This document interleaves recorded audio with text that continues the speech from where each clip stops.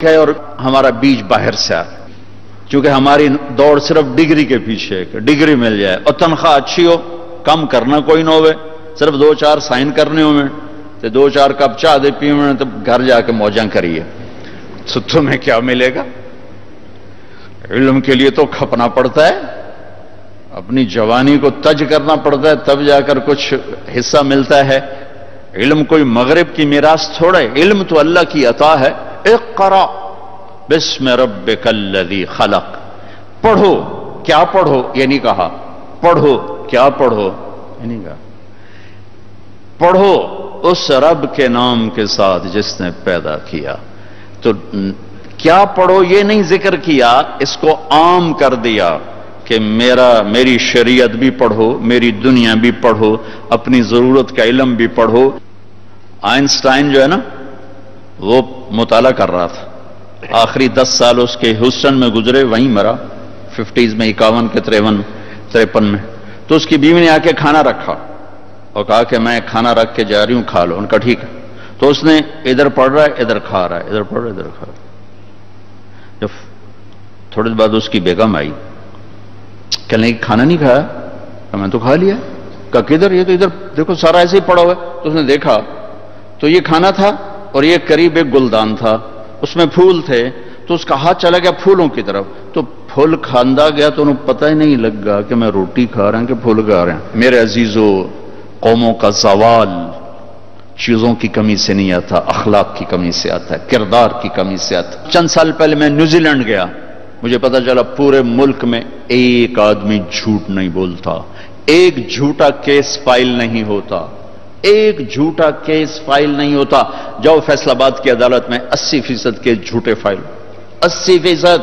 وکیل بھی لڑ رہے ہیں، فیسیں بھی لے رہے ہیں، کتنا لمکامنا ہے، سال 2 سال 5 سال فیس وکری۔ تو جہاں قانون کے محافظ قانون کے بیوپاری بن چکے ہوں، وہاں غیروں کو سازش کرنے کی ضرورت کیا ہے؟ ہوئے تم دوست جس کے دشمن اس کا آسماں کیوں؟ تو میرے عزیزو، اپنے رب کو جانو، اپنے محبوب کو جانو، اس نبی کو جانو جس کی کبھی اللہ شہر کی قسمیں کھاتا ہے وَهَذَا الْبَلَدِ الْأَمِينَ، کبھی اس کے بول کی قسمیں کھاتا ہے وَقِيلِهِ يَا رَبِّ إِنَّ هَؤُلَاءِ قَوْمٌ لَا يُؤْمِنُونَ، کبھی اس کی کتاب کی قسمیں کھاتا ہے قاف والقرآن المجید، کبھی ان کے چہرے کی قسمیں اٹھاتا ہے والضحیٰ، کبھی ان کی زلفوں کی قسمیں اٹھاتا ہے واللیل اذا سجا۔ ان 2 ہستیوں کو جانو گے تو والعصر بھی بیان کروں گا کہ یوں سارے قرآن کو اللہ نے سمیٹ کے 4 چیزوں میں بند کر دیا۔ والعصر، عجب قسم ہے، یہ قرآن کی آخری قسم ہے۔ قرآن کی پہلی قسم ہے فلا وربک لا یؤمنون، یہ قرآن کی پہلی قسم ہے۔ قرآن نے کئی قسمیں، پوری ایک کتاب ہے اقسام القرآن، ابن القیم نے لکھی ہے، قرآن نے قسمیں اٹھائیں، کیوں اٹھائیں، کیا کیا خوبصورتی ہے۔ قرآن کی سب سے خوبصورت قسم جو پہلی ہے فلا وربک، اللہ کہہ رہا ہے اے میرے حبیب مجھے آپ کے رب کی قسم، مجھے آپ کے رب کی قسم۔ یہ انداز یوں ہے جیسے رب محمد کوئی اور ہے اور قسم اٹھانے والا رب کوئی اور ہے۔ مجھے آپ کے رب کی قسم، جیسے میں کہوں مجھے آپ کے رب کی قسم، اپنے آپ کو بیچ میں سے نکال کر میں اگر کہوں تو یوں لگے گا کہ یہ کوئی اور ہے اور وہ کوئی اور ہے۔ فلا وربک، اے میرے محبوب مجھے آپ کے رب کی قسم، انداز خطاب میں نکال کر پھر اپنے آپ کو اپنے حبیب کے ساتھ جوڑ کر پھر یوں کہنا مجھے تیرے رب کی قسم۔ یہ محبت کی جب انتہا ہوتی ہے تو یوں اظہار کیا جاتا ہے کلام عرب میں، یہ قرآن کی سب سے حسین قسم ہے، اور اس میں مرد و عورتوں کو پیغام ہے جب تک آپ کے سامنے سر نہیں جھکائیں گے ان کا ایمان قبول نہیں۔ یہ پہلی قسم، لا یؤمنون حتی یحکموک فیما شجر بینہم، آپ کے سامنے سر جھکائیں گے تو قبول ہیں، ورنہ مردود ہیں، چاہے ابو لہب چچا ہو، اور قبول ہے چاہے بلال حبشی ہو، وہ قبول ہے، چاچا مردود ہے کہ اس نے آپ کا رد فرمایا، بلال نے آپ کے قدموں پر اپنی جان کو نشاور کیا، یہ قبول ہے وہ مردود ہے۔ پھر قرآن کی آخری قسم ہے والعصر، 4 چیزیں ان سب بچے بچیوں کے لیے آپ کے وی سی کے لیے، طارق جمیل کے لیے، ان سب کے 7 ارب انسانوں کے لیے 4 چیزوں کے بغیر کامیابی ناممکن ہے، ناممکن ہے کہیں. والعصر، زمانے کی قسم. زمانے کی قسم کیوں اٹھائی ہے؟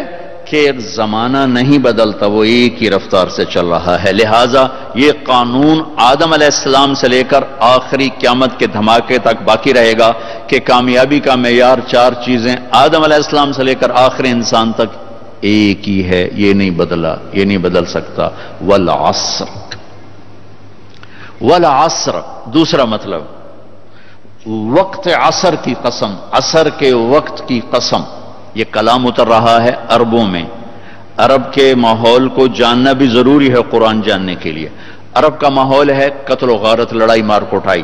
تو عصر کے بعد وقت تھوڑا رہ جاتا ہے، تو قافلے، مسافر تیز چلتے تھے کسی محفوظ پناہ گاہ کی تلاش میں کہ جلدی پہنچ جائیں تاکہ دشمن کے حملے سے محفوظ ہوں، قتل و غارت سے محفوظ ہوں، ڈاکو کے ڈاکے سے محفوظ ہوں. تو تیزی آ جاتی تھی، کام میں تیزی آ جاتی تھی. حتیٰ کہ کام سمیٹنے والے دکاندار بھی، انہوں نے واپس جانا ہوتا تھا دیہاتوں میں تو جلدی جلدی جلدی اپنے کام سمیٹتے تھے.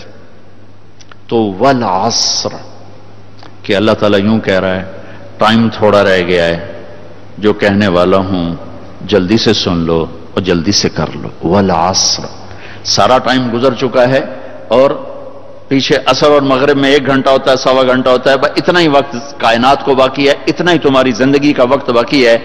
جلدی سے یہ میری باتیں مان لو تاکہ تم کسی کنارے لگ سکو. ایک مطلب اور میں بیان کروں جو کسی تفسیر کا نہیں ہے، جو میں ابھی بیان کرنے لگا ہوں. یہ پہلے 2 تو میں تفسیر سے بیان کر، یہ عربی ذوق کے لحاظ سے بیان کر رہا ہوں. عصر کہتے ہیں نچوڑنے کو، نچوڑنا، نچوڑنا. وَأَنزَلْنَا مِنَ الْمُعْصِرَاتِ، اللہ نے اس کو قرآن میں بیان کیا ہے سورۃ نبا. نچوڑنے والوں سے پانی نچوڑا ہم نے. بادلوں کو معصرات کہتے ہیں. عصر، عصیر، نچوڑنا، جوس نکالنا. کبھی آپ میں سے کوئی سعودیہ جائے تو وہ ڈبوں پہ لکھا ہوتا ہے عصیر البرتقال، عصیر الجوافہ، عصیر تفاح، سیب کا جوس، آم کا جوس. تو میرا رب یوں کہہ رہا ہے، اچھا یہ گلاس ہے نا، اس میں اب 1 آم ڈالو تو نہیں آئے گا، لیکن 5 آموں کا جوس نکالو تو اس میں آ جائے گا. اس میں اب 2 سے تیسرا کنو ڈالو گے نہیں آئے گا، لیکن اب 7-8 کنوں کا جوس نکال کے ڈالو گے تو اس میں آ جائے گا. ٹھیک ہے؟ تو میرا رب یوں کہہ رہا ہے والعصر. ارے یونیورسٹی والو، تم میرا سارا قرآن نہیں پڑھتے ہو؟ نہ پڑھو. تو میں سارے قرآن کا جوس نکال کے نچوڑ کر 6234-36 اختلاف ہے آیات کو میں نے جمع کیا اور اس کو نچوڑا اور ان کا جوس نکالا اور 1 گلاس میں ڈال کے تمہارے آگے رکھ دیا، جو امام شافعی نے فرمایا کہ بس یہی کافی اگر عمل کرنا چاہتے ہو، چونکہ سارا رس نکل کے اس ایک صورت میں آ چکا ہے. والعصر، جوس نکال کے آپ سب کے سامنے پیش کر دیا ہے، اب لینا آپ کی مرضی ہے. ان الانسان لفی خسر. اس آیت میں، اس صورت میں ہیبت اور جلال ہے.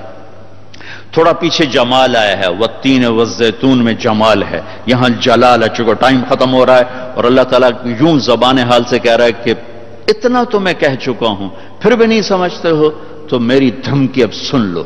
اس آیت میں جلال ہے.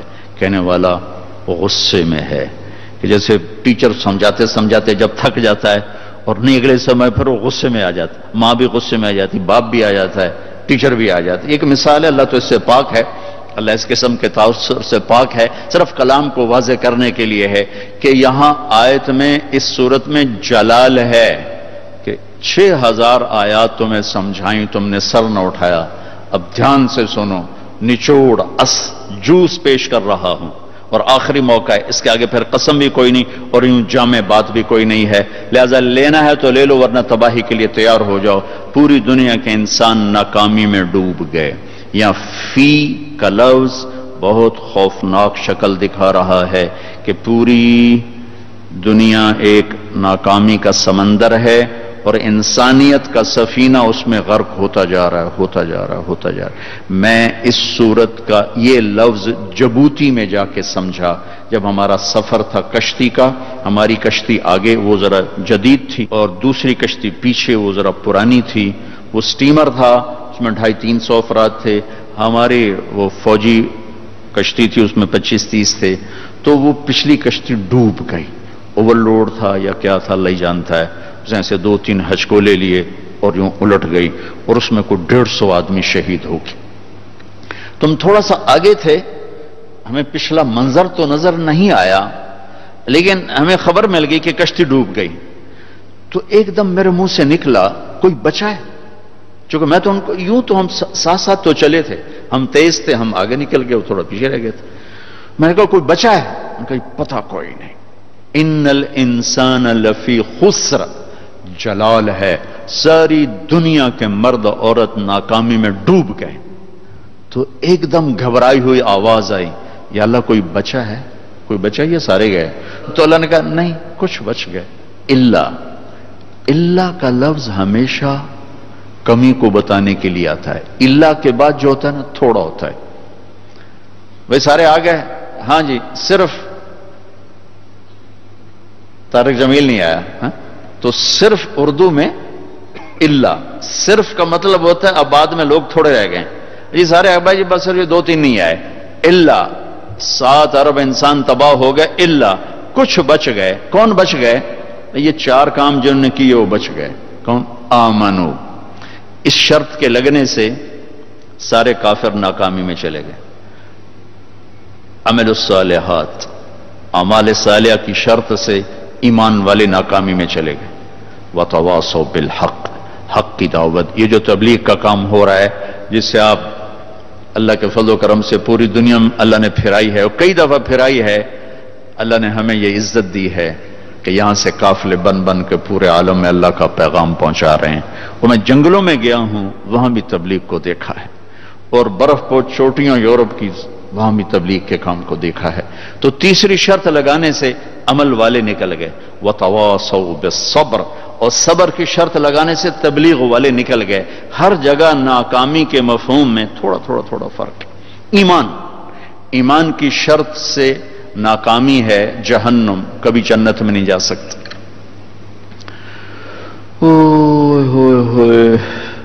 وہ فرشتوں سے کہیں گے ادعوا ربکم یخفف عنا یوما من العذاب، عذاب تو تھوڑا کم کر دو، فرشتوں سے کہیں گے۔ وہ کہیں گے اولم تک تأتیکم رسلکم بالبینات، کوئی بتانے آیا تھا؟ قالوا بلا، آیا تھا۔ قالوا فادعوا، کہ اب تمہاری دعاؤں کو کوئی صلہ نہیں ہے۔ جب دیکھیں گے کہ عذاب کم نہیں ہوتا تو پھر فرشتے سے کہیں گے لیقضی علینا ربک، مالک ہمیں موت دے دو، ختم کر دو۔ وہ کہیں گے انکم ماکثون، موت نہیں آئے گی، رہنا پڑے گا۔ پھر کہیں گے ربنا، یا اللہ غلبت علینا شقوتنا وکنا قوما ضالین، ربنا اخرجنا منها فنعدنا فانا ظالمون، یا اللہ غلطی کر بیٹھے، معاف کر دے، آئندہ نہیں کریں گے۔ اللہ فرمائیں گے اخسوا فیہا ولا تکلمون، یہیں ذلیل ہو کے پڑے رہو، اب کبھی نکلنا نہ ہوگا۔ یہ بڑا خوفناک آنے والا وقت ہے۔ اللہ تعالی ہم سب کی حفاظت فرمائے۔ ہم تو دیا سلائی نہیں برداشت کرتے، اور جبریل نے آ کر اللہ کے نبی سے فرمایا کہ اگر جہنم سے اتنا سوراخ ہو جائے جتنا سوئی کا ناکا ہوتا ہے، اس سے نکلنے والا شرار اور چنگاری ساری زمین کو جلا کے راکھ کر دے گی، تو پتہ نہیں اندر کیا ہے۔ پانی کا ایک قطرہ جو زمین پر پڑ جائے تو قیامت تک کے لیے کوئی میٹھا پھل نہیں اگے گا، اور میٹھا پانی کسی کو میسر نہیں ہوگا، اور وہی پانی ان کو پینے کے لیے دیا جائے گا۔ اللہ ہم سب کی حفاظت فرمائے۔ ایمان کی شرط نے سارے کافروں پر ناکامی کی مور لگائی کہ کبھی جنت میں نہیں جا سکتے، ہمیشہ کی جہنم۔ ایمان کا آخری درجہ کیا ہے؟ اذا ساءتک سیئہ وسرتک حسنہ فانت مومن، نیکی کر کے خوش ہو اور گناہ کر کے دکھی ہو جاؤ، توبہ کرنے لگ جاؤ، تو تم ایمان والے ہو۔ یہ ایمان کامیابی تک پہنچانے کے لیے کافی ہے کہ اگر گناہ کر کے ندامت ہو اور نیکی کر کے خوشی ہو رہی ہو تو ایمان کا یہ درجہ جنت تک پہنچا دے گا۔ اور ایمان کا اعلیٰ درجہ کیا ہے؟ حضرت علی کا فرمان ہے لو کشف الغطاء مزددت ایمانا، میری آنکھوں سے آسمان کے پردے ہٹا دو تو جنت جہنم اللہ کو دیکھ کر بھی میرے ایمان میں کوئی زیادتی نہیں ہوگی. یہ اعلیٰ درجہ ہے. اور اعلیٰ درجہ کیا ہے؟ جو حارثہ رضی اللہ تعالیٰ عنہ سے آپ نے فرمایا تیرے ایمان کی نشانی کیا ہے؟ تو انہوں نے کہا میں اللہ کے عرش کو آنکھوں سے کھلا دیکھتا ہوں، جنتیوں کو خوش دیکھتا ہوں، جہنمیوں کو چلاتا دیکھتا ہوں. آپ نے فرمایا تیرا ایمان مکمل ہو گیا. ایمان کا یہ درجہ. ایک حدیث سناؤں جس میں سارے ایمان کے پہلو آ جائیں گے. بنو علقمہ کا وفد آیا. آپ نے فرمایا کون ہو؟ کہا جی ہم ایمان والے ہیں. تو آپ نے فرمایا کیا نشانی ہے؟ کیا نشانی؟ کہا جی 15 نشانیاں. 5 آپ نے بتائیں، 5 آپ کے ساتھیوں نے، 5 پہلے سے ہیں. آپ نے کہا اچھا میں نے 5 کون سی بتائیں؟ تو انہوں نے کہا جی اللہ پہ ایمان، ملائکہ پر ایمان، نبیوں پر ایمان، کتابوں پر ایمان، آخرت پر ایمان. یہ تو ہمیں آپ نے بتایا. اچھا 5 اللہ کا فضل ہے، یہ 5 ہمارے پاس ہیں. اچھا میرے صحابہ نے 5 کیا بتائیں؟ کون جی لا الہ الا اللہ محمد رسول اللہ بتایا، نماز بتائی، روزہ بتایا، حج کو بتایا، زکوٰۃ کو بتایا. یہ 5 بہت سا ایمان والا طبقہ ہے، نماز بھی پڑھتا ہے، روزے بھی رکھتا ہے، حج بھی کرتے ہیں، زکوٰۃ بھی دیتے ہیں. بہت سا طبقہ اس سے غافل ہے. پھر کہنے لگے وہ 5 کون سی ہیں؟ اگلی 5 کا جو وہ 5 ہماری پرانی صفات ہے. کہ کیا ہیں؟ کہ الشکر عند الرخاء والصبر عند البلاء والرضا بمر القضاء والصدق في مواطن اللقاء وترك الشماتة بالمصیبت اذا حلت بالاعداء. یا رسول اللہ، اللہ دیتا ہے شکر کرتے ہیں، اللہ لیتا ہے صبر کرتے ہیں، اللہ کے فیصلوں پر راضی رہتے ہیں، میدان جنگ میں کبھی پیٹھ پہ تیر نہیں کھاتے، سینے پہ کھاتے ہیں، اور دشمن کو تکلیف میں دیکھ کر خوش نہیں ہوتے. دشمن کو تکلیف میں دیکھ کر خوش نہیں ہوتے. زمانہ جاہلیت ہے. تو آپ نے فرمایا واہ واہ واہ واہ، یہ تو انبیاء والی صفات ہیں. 5 میں بتاتا ہوں ایمان مکمل. وَأَنَا أُوصِيكُمْ بِخَمْسٍ لِيُكَمِّلَ اللَّهُ لَكُمْ خِصَالَ الْخَيْرِ كُلِّهِ. 5 میں بتاتا ہوں ایمان مکمل. کہ وہ کیا ہیں؟ لا تبنوا ما لا تسكنون. جہاں رہنا نہیں وہاں بڑے بڑے گھر نہ بناؤ. بناؤ گھر بناؤ، بڑے بڑے نہ بناؤ. جتنے لوگوں نے بڑے گھر بنائے پشیمان ہوئے. اور ہماری شیطان ایسی آ کے پٹی بڑھاتا ہے. جو ہی ہاتھ میں پیسہ آتا ہے پہلا کام بڑا گھر بناونا، پہلا کام بڑا گھر بنا. میں نے جتنوں سے کہا ارے بھائی اتنا بڑا نہ بنا، نہیں جی میری لوڑ ہی اتنی ہے. اور بعد میں نے اس کو پچھتاتے دیکھا. جی غلطی کر بیٹھے، غلطی کر بیٹھے. میرے نبی نے 1400 سال پہلے کہا تھا لا تبنوا ما لا تسكنوا. گھر بنانے سے نہیں روکا. بڑے بڑے محل نہ بناؤ، جہاں رہنا نہیں وہاں بڑے بڑے محل نہ بناؤ. اگلی نسل نہیں رہ سکتی، یا لڑ پڑتے ہیں یا چھوڑ جاتے ہیں یا بیچ دیتے ہیں. کیونکہ نسل بڑھتی ہے، گھر اتنا ہی ہے، وہ 10 کنال ہو 10 ایکڑ ہو، وہ ایک جگہ پہ کھڑا ہوا ہے. اگلی نسل کٹھی رہ نہیں سکتی. بیویوں کے مزاج الگ، بچوں کے مزاج الگ، لڑائیاں شروع ہو جاتی ہیں، جھگڑے شروع ہو جاتے ہیں. پھر یا مکان بکتے ہیں، یا دیواریں پڑتی ہیں، یا جائیدادیں تقسیم ہوتی ہیں، یا مقدمے ہوتے ہیں، یا آپس میں نفرتیں پیدا ہو جاتی ہیں. تو میرے نبی نے فرمایا ضرورت کا بنا لو، تمہاری اولاد اپنی ضرورت کا بنا لے گی. لیکن اسی پوتریاں دے بھی سوچی بیٹھے ہونے ہیں کہ ایتھے پڑ پوترا تے ایتھے دوترا تے ایتھے فلانا تے ایتھے فلانا. پتہ لگتا ہے بے مردیاں نہ اگلے ویچ وٹا کے تے ہو گئے. میرے نبی نے کہا لا تبنوا ما لا تسكنون. جہاں رہنا نہیں بڑے بڑے گھر نہ بناؤ. لا تجمعوا ما لا تاكلون. جو چیز استعمال میں نہیں ہے اسے روک کے مت رکھو، کسی ضرورت مند کو دے دو. واتقوا الله الذي الیہ تحشرون. جس رب کے سامنے کھڑا ہونا ہے اس سے حیا کرو. تمہاری تنہائی میں تمہارا اللہ تمہارے ساتھ ہوتا ہے. حیا کرو، اللہ دیکھ رہا ہے. لا تنافسوا فيما غدا عنه تزولون. جس دنیا کو چھوڑ جانا ہے اس کے لیے حرام راستے مت استعمال کرو. جھوٹ، رشوت، چوری، ڈاکے، ملاوٹ، کھوٹ، ناپ تول کی کمی، یہ کام نہ کرنا. یہ کام ورغبوا فيما غدا الیہ تصیرون. جس جنت میں جا کے رہنا ہے اس کا شوق رکھو جو تمہارا ایمان مکمل ہو گیا.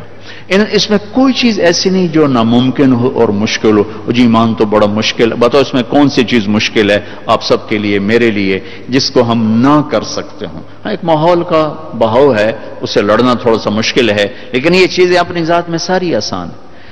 دوسری شرط بتائی, اس ایمان کی شرط سے کافر نکل گیا, ہمیشہ کی جہنم میں چلے گا. دوسری شرط بتائی عامل الصالحات, جو نے اعمال صالحہ,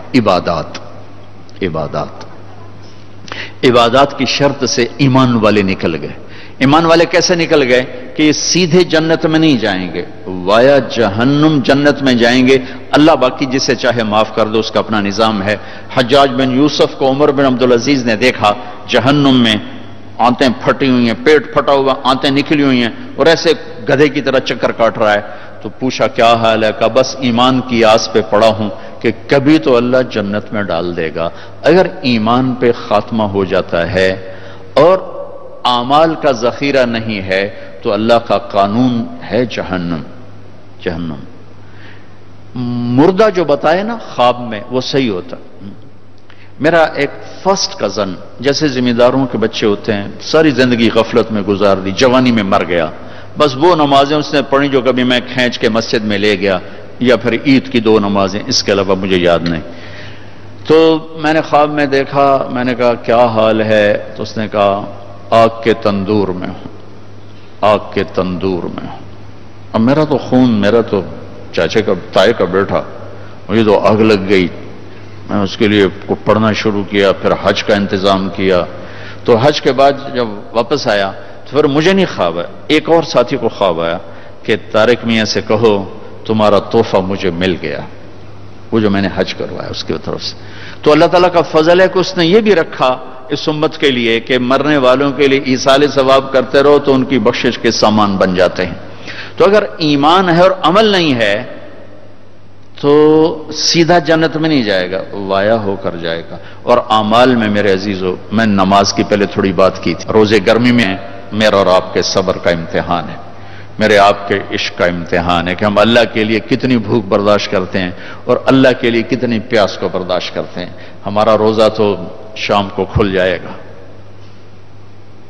لیکن میرے نبی کی اولاد نے 72 گھنٹے کا روزہ رکھا تھا اور پیاسے ذبح ہو کے اللہ کے پاس چلے گئے تھے, اور قیامت تک کے آنے والے انسانوں کے لیے عذر کے دروازے بند کر دیے تھے کہ وہ تو رمضان بھی نہیں تھا, پانی سامنے تھا, لیکن درندوں نے پانی روک دیا.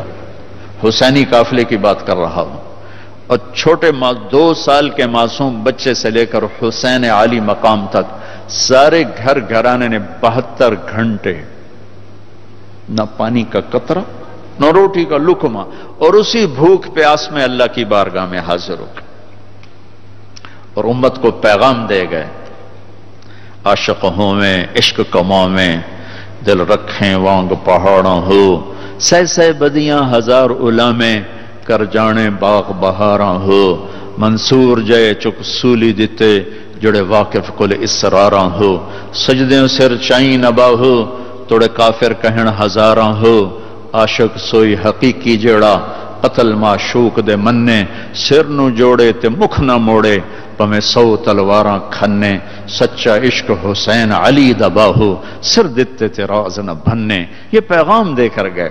ابھی ہمارا چھوٹا سا ٹیسٹ ہوگا, صبح سے شام تک 13, 14, 15 گھنٹے کا روزہ ہوگا, اللہ دیکھے گا میرے لیے کتنا کو برداشت کرتا. تو اللہ نے ہمیں اپنی بخشش اپنے خزانوں سے دلانے کے لیے نماز دی, روزہ دیا, زکوٰۃ دی, حج کے اعمال دیے. حج زندگی میں 1 دفعہ, زکوٰۃ سال میں 1 دفعہ, روزہ سال میں 1 مہینہ, اور نماز دن میں 5 دفعہ, دن میں 5 دفعہ. اور آپ نے فرمایا کہ میری آنکھوں کی ٹھنڈک نماز ہے, اور اللہ نے آسمان پہ بلا کے 50 نمازیں دیں. 50. اللہ کو پتا ہے 5 دینی ہے, اللہ کو پتا ہے انہیں 5 نہیں پڑھنی ہے, 50 کی تو پڑھنی ہے, ٹھیک ہے, لیکن اللہ 50 دے رہا ہے. اور میرے نبی کا مقام رضا ہے, تسلیم ہے. میرے نبی نے نہیں عرض کی یا اللہ یہ 50 کیسے پڑھیں گے, کہ ٹھیک ہے میرے رب میں راضی ہوں, واپسی ہو گئی. جب اللہ میں نے یہ کہیں پڑھا نہیں واضح کر دوں, لہٰذا میری بات غلط بھی ہو سکتی ہے 100%, اور ٹھیک ہونے کا بھی امکان موجود ہے. کہ جب اللہ پاک نے دیکھا کہ میرا نبی تو تسلیم و رضا پہ وہاں پہنچ گیا ہے کہ سوال ہی نہیں کیا کہ یا اللہ انہیں 50 کتوں پڑھنی ہے, تو انہوں نے موسیٰ علیہ السلام کو آگے کھڑا کر دیا، ہوگا میں اس لیے کہتا ہوں کہ میرے پاس اس کا کوئی ثبوت نہیں، میرا اپنا ذاتی ایک ذوق۔ آگے چھٹے آسمان پہ موسیٰ علیہ السلام کھڑے تھے، یا رسول اللہ ملاقات کیسی رہی؟ کہ بڑی اعلیٰ۔ کیا ہوا؟ کہ 50 نمازیں۔ ان کا تو کہیں پڑھنی ہی نہیں، واپس جاؤ تھوڑیاں کراؤ۔ اب یہ چھٹے آسمان، یہ 7واں، یہ سدرۃ المنتہا، یہ فاصلے کوئی نہیں جانتا، اللہ کے سوا بے شمار ہیں، لیکن یوں طے ہو رہے تھے، لیکن فاصلہ تو ہے۔ واپس گئے تو اللہ نے 5 گھٹا دیں، 45 نہیں گھٹائیں۔ اچھا بھائی میرے حبیب 5 کم کر دیتے ہیں، آنا جانا 9 دفعہ واپس بھیجا، 9 5 45۔ واپس جائیں یا رسول اللہ، واپس جائیں یا رسول اللہ، واپس جائیں یا رسول اللہ۔ اور ہر دفعہ 5 5 5 5۔ پہلے 5 کیوں نہیں دی؟ اور واپس گئے تھے تو 45 کیوں کم نہیں کی؟ ہر دفعہ بلا رہے ہیں، بھیج رہے ہیں، بلا رہے ہیں، بھیج رہے ہیں۔ اچھا 5 5 5 5، صرف آپ کو نماز کی اہمیت بتانے کے لیے کہ کتنا عظیم عمل ہے۔ جب 5 رہ گئیں اور موسیٰ علیہ السلام پھر کھلوتے، جی اب کیا ہوا؟ کہا جی 5 رہ گئی ہیں۔ کہا نہیں واپس جائیں، کوئی نہیں پڑھیں گے۔ کہا نہیں اب میں گیا تو یہ بھی اڑ جائیں گی، پھر میری امت کا کیا بنے گا؟ مجھے شرم آتی۔ کہا یا رسول اللہ ایک بات بتاؤں کیا؟ میری امت پہ 2 نمازیں فرض تھیں، بنی اسرائیل 2 نمازیں تھیں، فجر کی 2 رکعت اور عصر کی 2 رکعت، باجماعت نہیں، انفرادی، رکوع کوئی نہیں، قیام سجدہ، تلاوت کوئی نہیں، تسبیح۔ قرآن میں آتا ہے ورکعی مع الراکعین، حضرت مریم کو وہ ورکعی سے مراد رکوع نہیں، جھکنا مراد ہے کہ جھکو اللہ پاک کے سامنے۔ رکوع ہمیں ملا، نماز میں تلاوت ہمیں ملی، اللہ اکبر ہمیں ملا۔ کسی امت کو اللہ اکبر نہیں ملا، کسی امت کو رکوع نہیں ملا، کسی امت کو تلاوت نہیں ملی، وہ اپنی کتاب کے حافظ نہیں ہوتے تھے۔ ہم اپنی کتاب کے حافظ ہوتے ہیں۔ ہمارا بچے سے لے کر بوڑھا، مرد سے لے کر عورت جو یاد کرنا چاہے۔ میرا شاگرد میرے یہاں مدرسہ میں، اس نے 29 دن میں قرآن یاد کی، صبح سپارہ یاد کرتا تھا اور رات کو تراویح میں سناتا تھا۔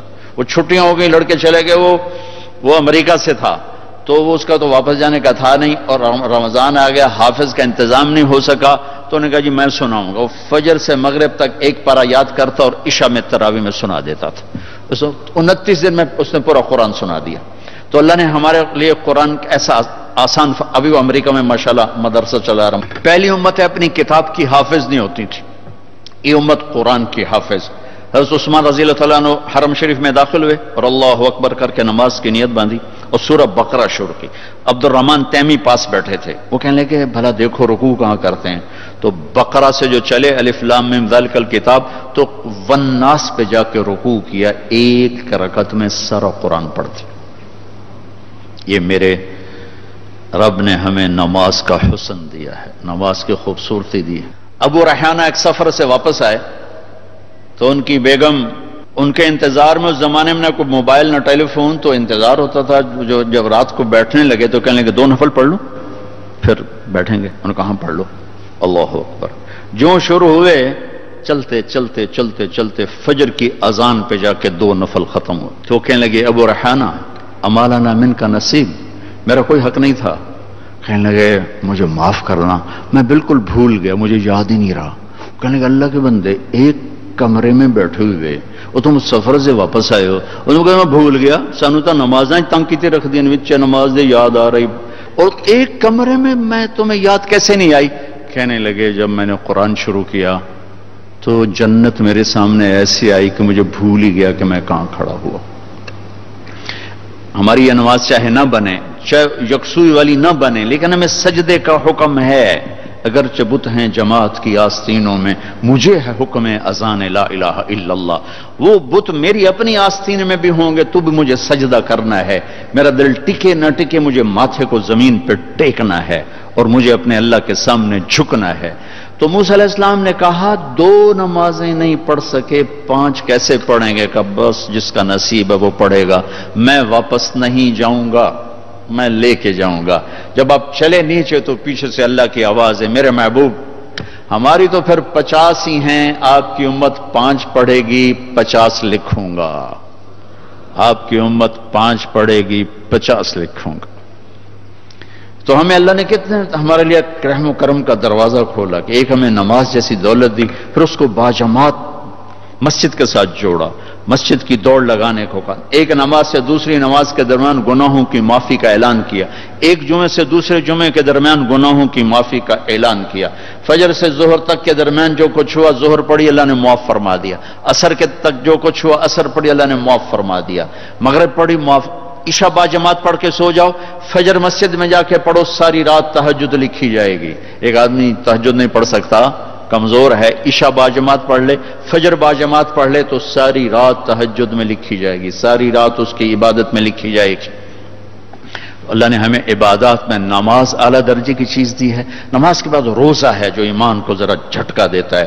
عبداللہ بن زبیر رضی اللہ تعالیٰ عنہ، ایک واقعہ سنا رہا ہوں، ان پر قیاس نہیں ہو سکتا، وہ روزہ رکھتے تھے رمضان کا پہلا روزہ اور 15 دن کے بعد جا کے افطار کرتے تھے، نہ کھانا نہ پینا، اور یہ طاقت ان میں کہاں سے آئی تھی؟ اللہ کے نبی نے خون نکلوایا کپنگ کے ذریعے سے اور ان کو دیا، عبداللہ جا کے باہر دبا کے آ جاؤ، وہ باہر جا کے انہوں نے پی لیا، اس پینے سے ان میں اتنی طاقت آ گئی تھی، جب وہ شہید ہوئے حجاج کے لشکر کے مقابلے میں تو 18 آدمی تھے ان کے ساتھ، اور حجاج کا لشکر 4000 کا تھا، صبح سے لے کر عصر تک 18 آدمیوں کے ساتھ 4000 کے لشکر کو روکے رکھا، ان کو اندر نہیں آنے تھے۔ پھر جب وہ بے بس ہو گئے تو پھر اوپر سے پتھر مارے تو پتھر ماتھے پہ لگا تو گرے اور شہید ہوئے، ویسے ان پر وہ قابو نہیں پا سکے۔ ان کے روزے کا انداز یہ تھا کہ آج سحری کھائی اور 15 دن کے بعد افطاری فرماتے تھے، تو چلو ہم سحری افطاری پر ہی آ جائیں، روزہ نہ چھوڑیں۔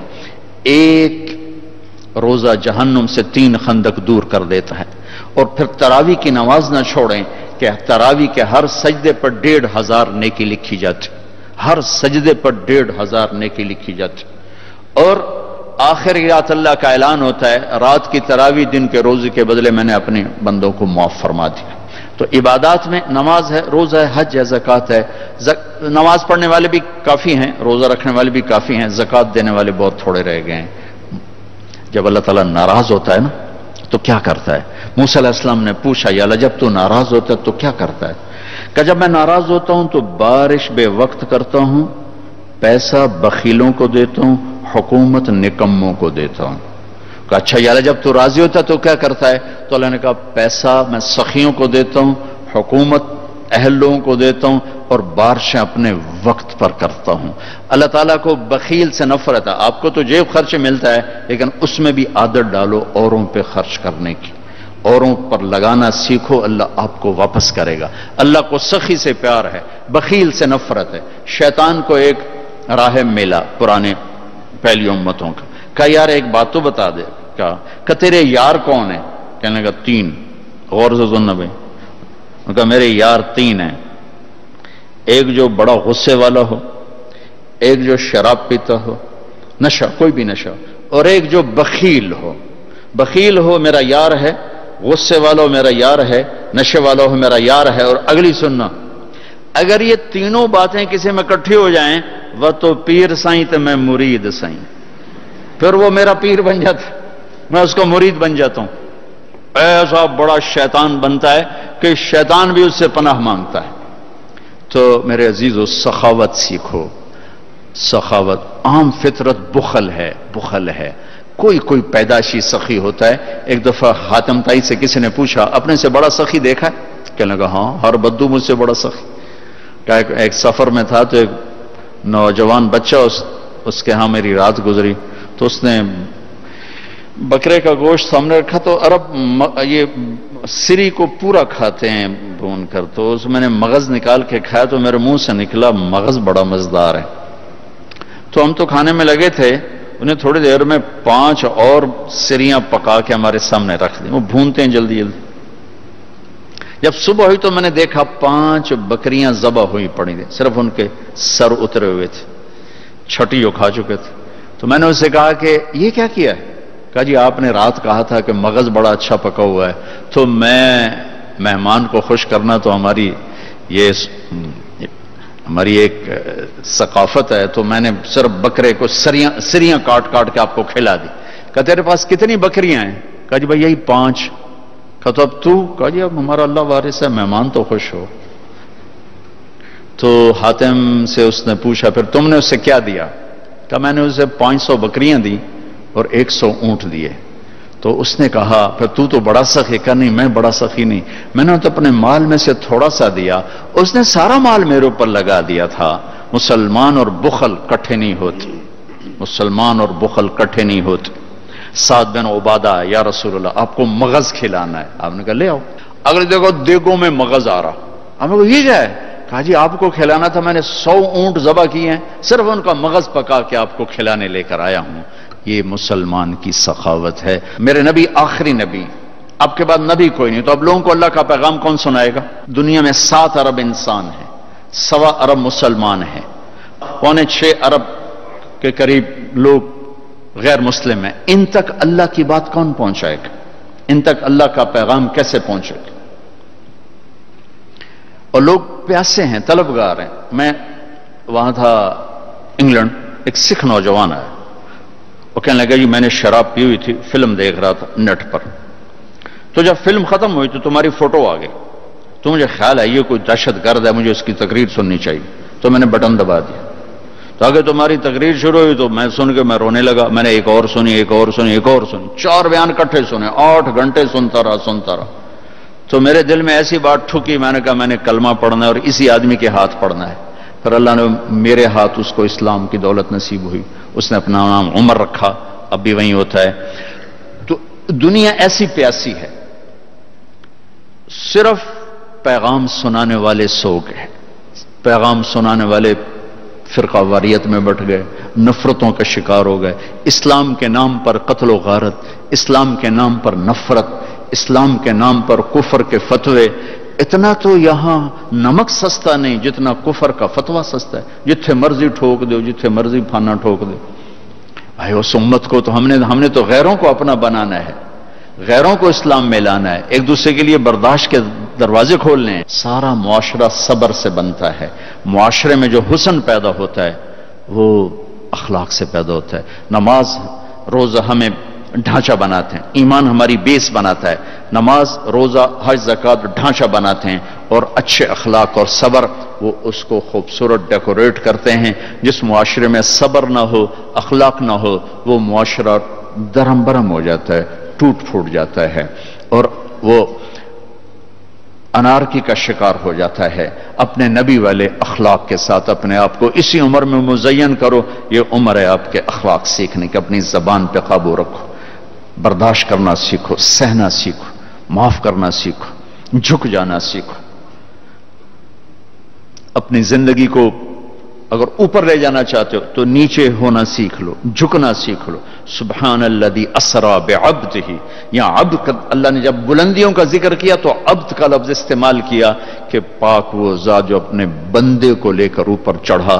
اگر اونچائی کا سفر طے کرنا ہے تو جھکنا سیکھو، زبان کے بول کو میٹھا کرنا سیکھو، ماں کے سامنے، باپ کے سامنے، ٹیچر کے سامنے، بھائی کے سامنے، بہن کے سامنے، بیوی کے سامنے، بیوی خاوند کے سامنے اپنی زبان کا بول میٹھا کرے، اپنے دل کا دروازہ کھلا رکھے، معاف کرنے کی طاقت اتنی پیدا کرو۔ میرے نبی سوئے ہوئے ہیں، ایک کافر نے آ کے تلوار آپ کی اتاری اور یہاں ماری، آپ اٹھ کے بیٹھ گئے، تلوار اس نے یوں سیدھی کی، کون بچائے گا؟ پورے قتل کا ارادہ۔ آپ نے کہا اللہ، تو اس کے ہاتھ سے تلوار گر گئی، آپ نے اٹھا لی، آپ نے یوں سیدھی کی، اب تمہیں کون بچائے گا؟ کہنا میں تو ہی بچائے گا، میں تو ہی بچائے گا۔ تو آپ نے کہا کلمہ پڑھتے ہو؟ کہنے لگا نہیں پڑھتا۔ اللہ اکبر، کہنے لگا نہیں پڑھتا۔ آپ نے کہا جاؤ معاف کی، جاؤ معاف کی۔ اتنی طاقت معاف کرنے کی۔